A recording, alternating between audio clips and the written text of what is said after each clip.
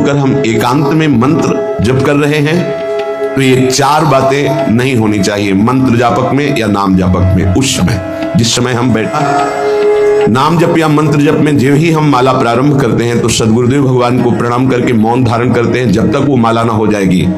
अत्यंत आवश्यक होने पर भी माला पूरी ही करनी है, तब बात करनी है मंत्र जाप में। ये नियम होना चाहिए। अगर ऐसा नहीं है तो फिर माला पुनः आपको प्रारंभ करनी पड़ेगी, उससे पूरा करनी। बीच में रोक कर बात करके फिर आगे ये नहीं चलेगा, ये दोष माना जाता है। माला पूरी होने तक वार्ता नहीं हो सकती। बोलना बीच में पहला दोष। दूसरा, इधर उधर देख ऐसे माला जपने, मेरुदंड सीधी, नासाग्र दृष्टि ऐसे। जिसे नींद आने की संभावना है वो आंख मूंद के भजन करने मत बैठे। नहीं, कंबल या शाल ओढ़ा आंख मूंद ली तो माला छूट जाएगी और आपका समय व्यतीत हो जाएगा नींद में। ऐसा प्राय होता है।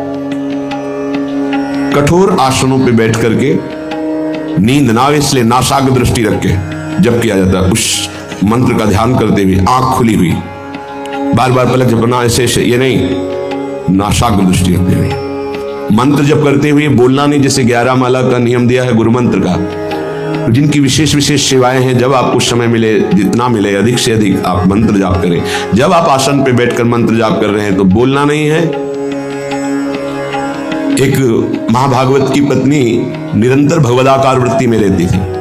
उनके पति जब पूजा में बैठते तो आंख मूंद करके बैठते ध्यानस्थ से। एक बार उन्होंने पूछा, प्रभु आपके आंख मूंदने और आंख खोलने में अंतर पड़ता है क्या? तो उनका पड़ता है।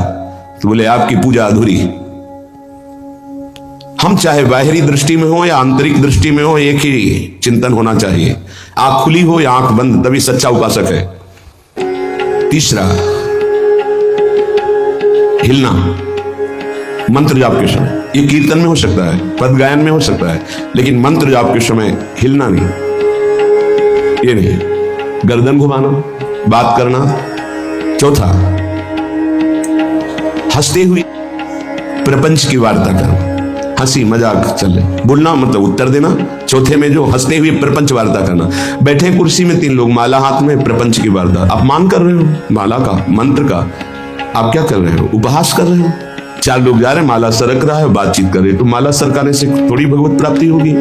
जो माला की एक भी मन का नाम और मंत्र से खाली ना जाए, उसका चिंतन करते हुए, वो आंतरिक चिंतन को बढ़ाने के लिए माला है। माला सरकाने से थोड़ी भगवत प्राप्ति होती है। माला की मनका के सहारे से हम प्रत्येक मंत्र का चिंतन करके, उसका श्रवण करके, मनन करके, तब फिर आगे बढ़ते हैं। ये थोड़ी कि जल्दी जल्दी किसी की माला को तो देखते हैं कि इतनी रफ्तार से कैसे चल सकता। मन निर्विषय हो जाएगा, सच्चिदानंद की तरफ दौड़ पड़ेगा मन।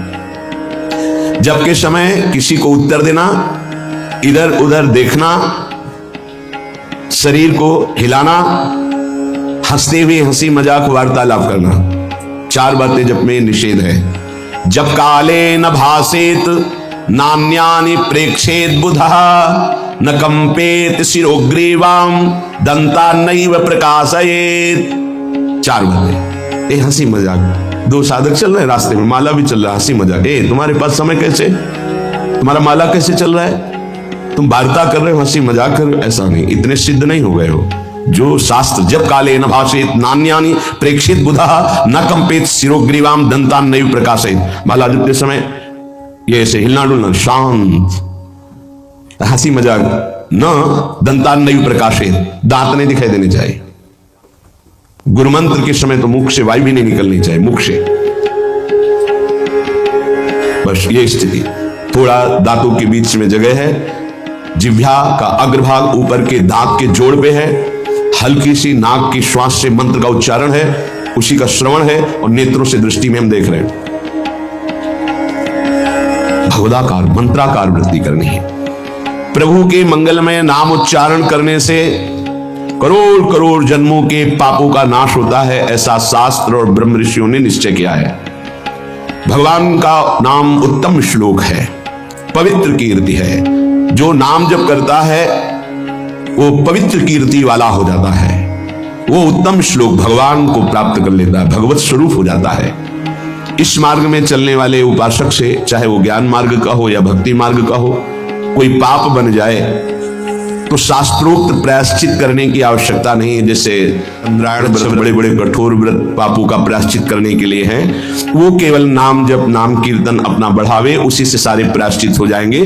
जप करने वाले को अन्य प्रायश्चित करने की आवश्यकता नहीं है। जब तक अनंत जन्मों के हमारे पाप हैं तब तक हमारी नाम में रुचि नहीं होती। ये बहुत ध्यान देने का विषय है कि जब नाम की इतनी महिमा है तो सब लोग नाम में क्यों नहीं लगते?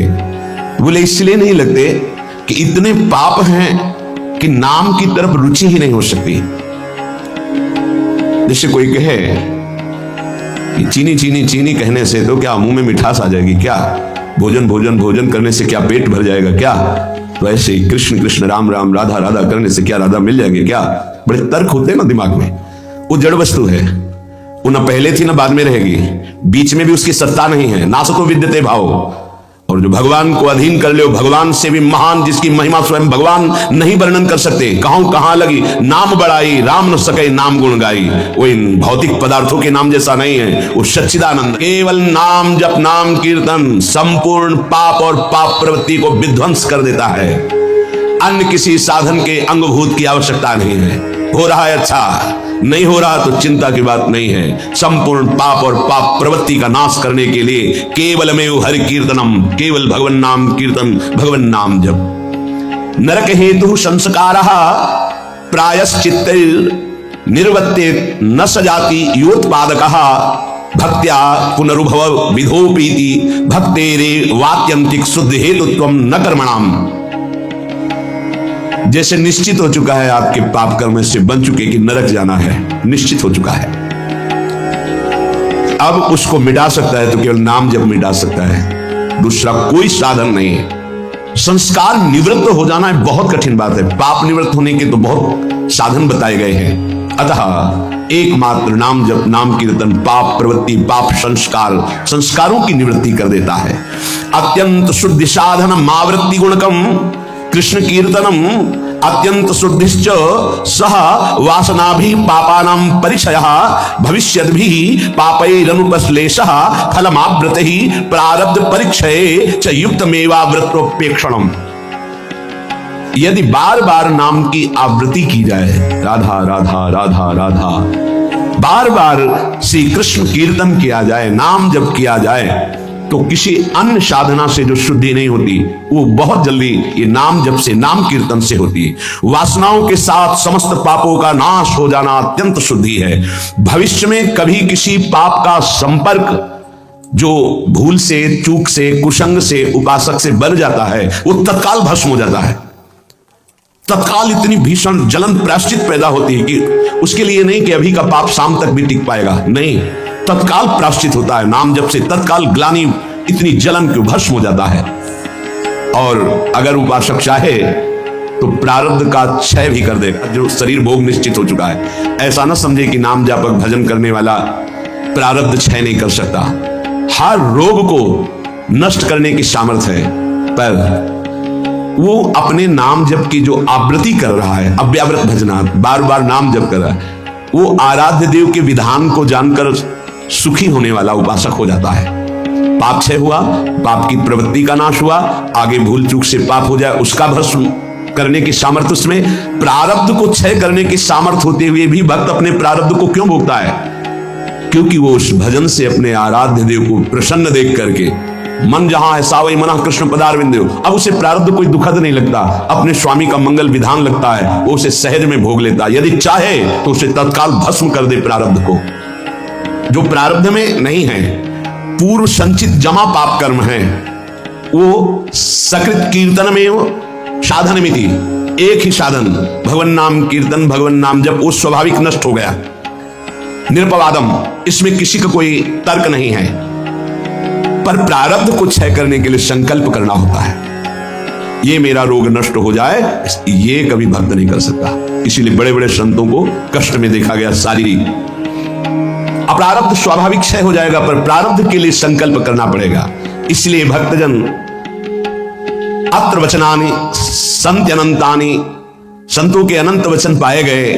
क्या कि जैसे मेरे प्रभु रख रहे हैं वैसे मैं बहुत राजी हूं, मेरे स्वामी जैसे मुझे रख रहे हैं, जोई जोई प्यारो करे सोई मुझे भावे, तेरा किया मीठा लागे। क्या बड़े बड़े महापुरुष कहते, तेरा किया मीठा लागे। प्रभु आप जो विधान कर रहे हो वो प्रारब्ध क्षय के लिए संकल्प नहीं करते, वासनाओं का नाश होता है। इसके पश्चात भगवत प्रेमी महात्माओं का सानिध्य मिलता है।